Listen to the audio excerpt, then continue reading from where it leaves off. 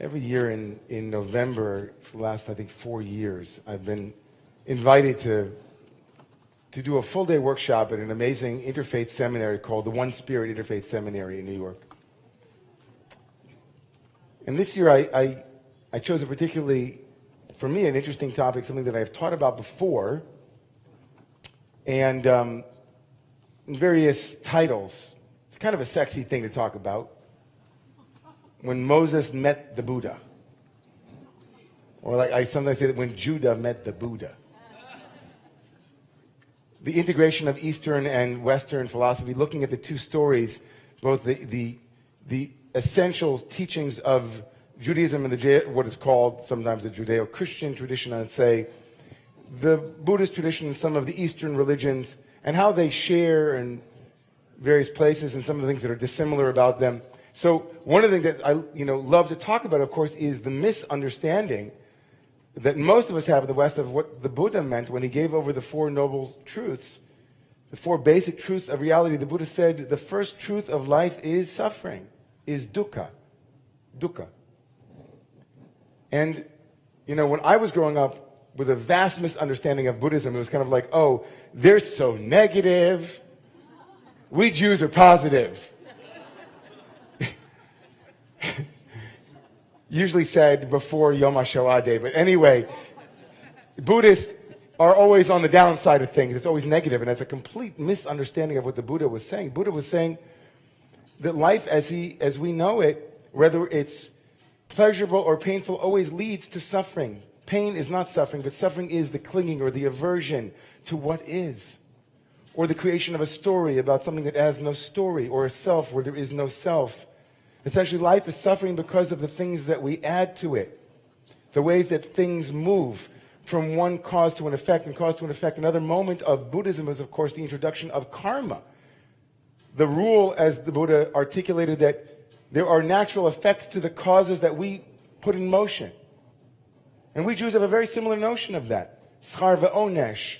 Reward and punishment, that for every cause or every action, there is a reaction. There is something out in the world that is conscious, and that we, as we interact with that world, we are ourselves in a dynamic dialogue of devotion, as it were, with those details.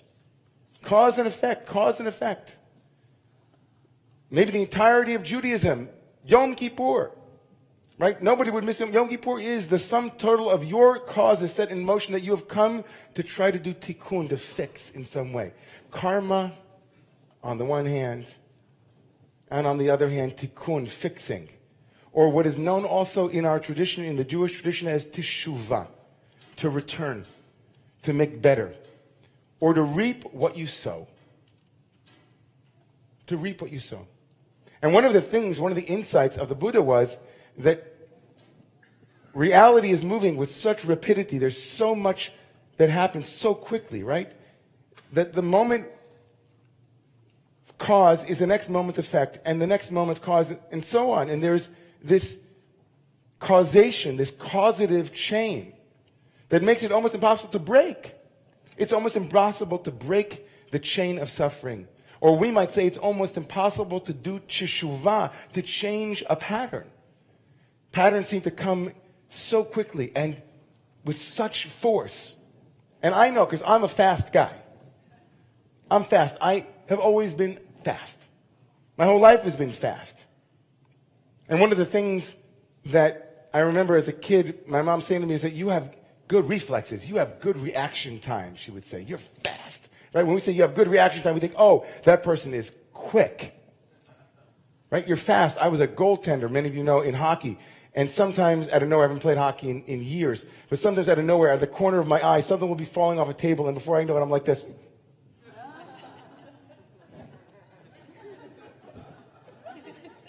I got it. I'm fast.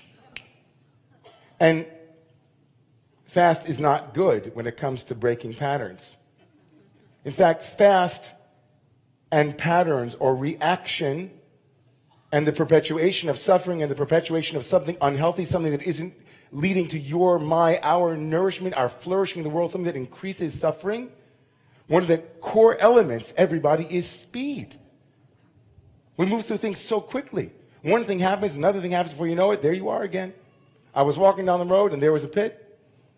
I'd seen it before, but before I could even think twice about going around it, I went in, fell down again. Speed and braking patterns don't work well together. I found that out again this week. It's not like I needed to learn a lesson, but I found out again. Because in haste this week, I fell into an old pattern, and there I was in the midst of creating and perpetuating suffering. It was something that I've seen a million times, and a million times I've fallen. And I met with a friend of mine, my friend Peter Bregman, board member, great teacher, author of a number of books on basically living a more wholesome and more efficient, more productive, a better life, basically. And Peter said, you got to go read my book. And he said, here's what it looks like, he said. Life is basically an event or a stimulus. There is the reaction, and then there is the outcome that you want. There's the stimulus or event, there's the reaction, and then the outcome. Sounds like Judaism, Buddhism 101. We all know this to be true. We have a stimulus, we have an event, we have some moment, right? We want the bus to come. It doesn't come. We wanted that seat on the subway. We didn't get it. We thought we had something. There was an event. It met us, and we had our reaction to it. And that reaction sometimes is coming from compassion. Sometimes it's coming from wholeness. Sometimes it's actually fresh. It's new. But more often than not, our reactions are not new at all. In fact, reactions, by definition, usually, when they happen so quickly, there's nothing new under the sun. We react the same way we reacted last time, and the time before, and the time before, and the time before, and the time before. Event, reaction, and outcome. And great leaders, he said, great leaders and great human beings have what the Buddhists might call a wedge of awareness, what we might call a moment of stopping and reflecting and pausing right between the event and how we react to it. There might be a big gap that is opened, maybe not so big, maybe just this big, maybe a wedge, a moment, a stopping, maybe, as he writes in his book, just 1 4-second period, which allows for one breath. One breath that stops you from getting pissed off. One breath that stops you from being jealous. One breath that stops you from using power instead of influence. One breath that stops you from criticizing instead of understanding. One breath that stops you from speaking when you should be listening. One breath, 1 4-second interval that can change the world.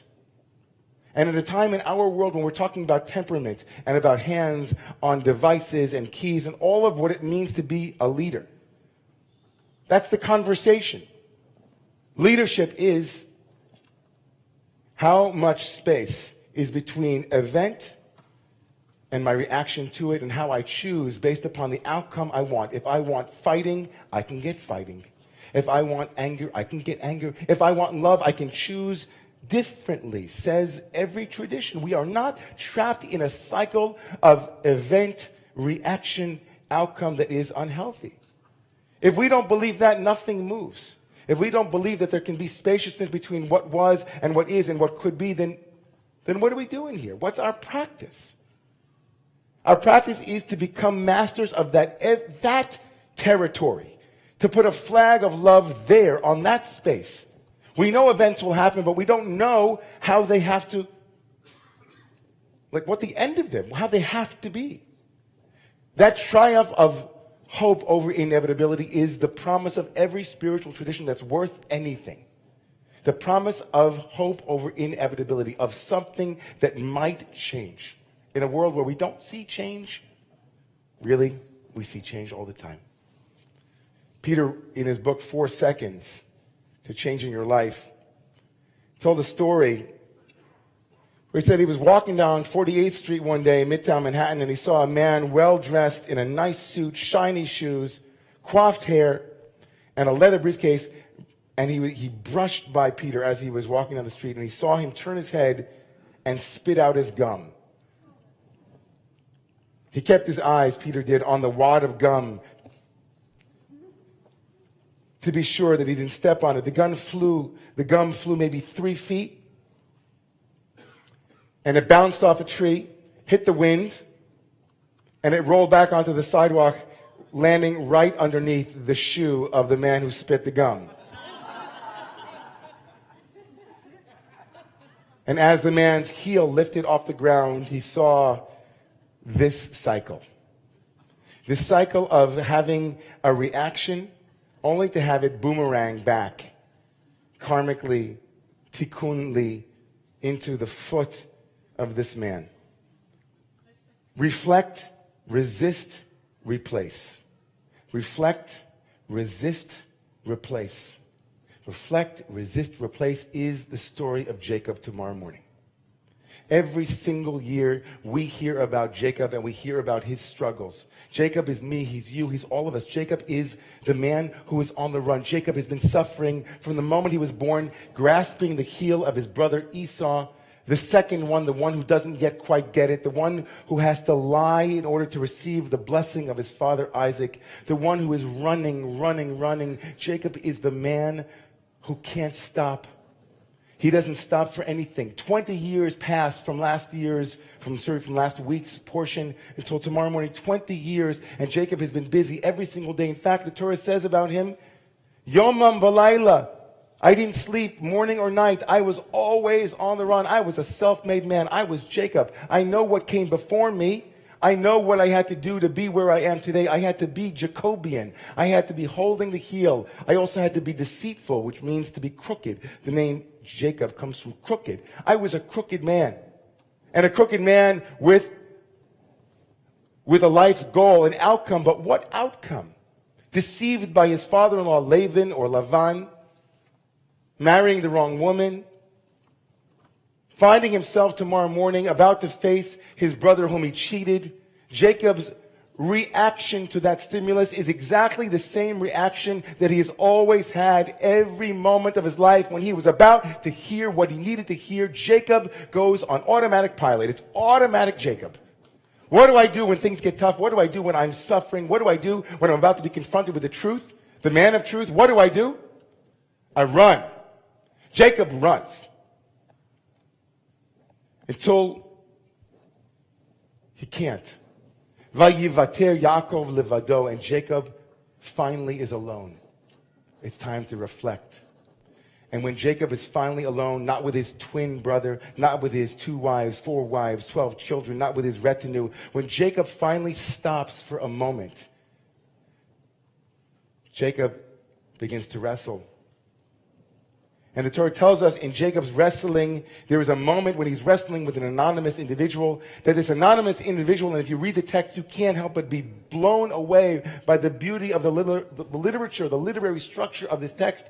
Jacob is presented with exactly the same story as he had 20 years earlier. He's wrestling with this man, and the man is about to, can't win, and nobody's winning, and they're wrestling, and then the strangest thing happens, right? The man realizes whoever this man is he an angel? Is he Esau's angel? Who knows who he is? He's anonymous. And he says to Jacob, as he sees he cannot prevail over him, Vagar ki lo yacholo, he couldn't prevail over him, he says to him, he wounds him. He wounds him in the leg, and he slows him down, said my friend Rabbi Jason Rubenstein. He slows Jacob down. He gives him a wound. He says, now stop running. What have you been running from, Jacob? And he says to him, Jacob says to the man, angel, I won't let you go until you bless me. And the man says, you want a blessing? Tell me your name. Anybody who reads this text year in and year out knows what's happening.